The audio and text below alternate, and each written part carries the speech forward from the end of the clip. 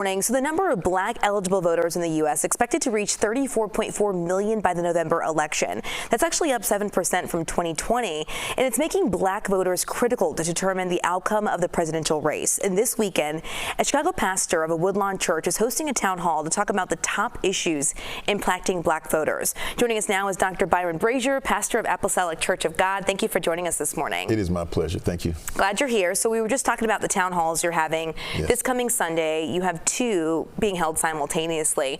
What are you hoping to get out of these? What are you hoping that people get out of these? The most important thing to remember is that this is an educational forum per se, so that black voters can actually not necessarily vote their grievances, but vote on the issues. It is really about how we ensure that our entire community, especially those who cannot vote, they're 10 or 11 years old, how do we ensure that they have a future? So our church really wanted to make sure, as a church body, that we address the issues that impact the lives of our children and our children's children. And the one way is how we are effectively engaged in the electoral process. That is one lever for our success. There are others.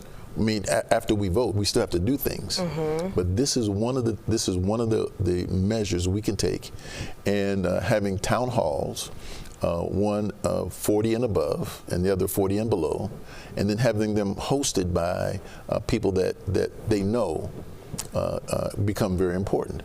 So Roland Martin is going to be the moderator of one, and then there's another young lady, her last name is Campbell, is going to be the moderator of the second of the younger. The Reverend Al Sharpton will be there.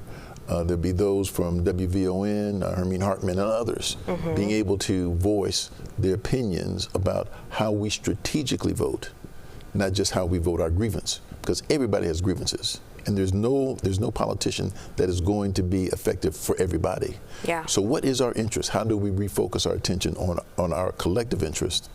And we believe that will make a difference. Speaking of that, historically most black voters are voting Democratic. I'm really curious, are you guys pushing a candidate? Or is this an educational, like you said, about the issues, and you're asking people to make their decision at that point? It is educational. Okay. That is what we do as a church.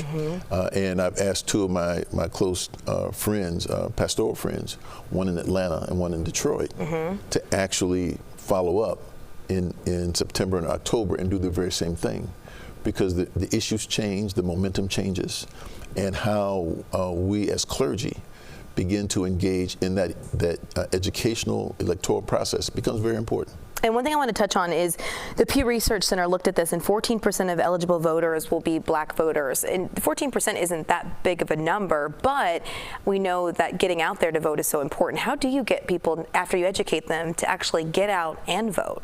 When people know, and they know what is necessary, and they know that this is absolutely important, then even when you've never voted and you say, I don't like to vote, I don't want to vote, it's not the ones that do vote, it's the ones that, they say, well, I'm just tired of voting, I don't think it's going to work, I don't think it suits me.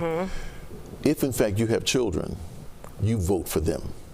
You vote for their future. Other people voted for your future. Yeah. Now we have to fight the own giants of our own time and not leave them to our children and our children's children. Yeah, well said. Dr. Byron Brazier, pastor of Apostolic Church of God, thank you so much for taking time to be with us. I do want to note that those strategic voting events, the town halls, will happen at your church at Apostolic Church of God this Sunday, August 18th, starting at 6 p.m. and all are welcome?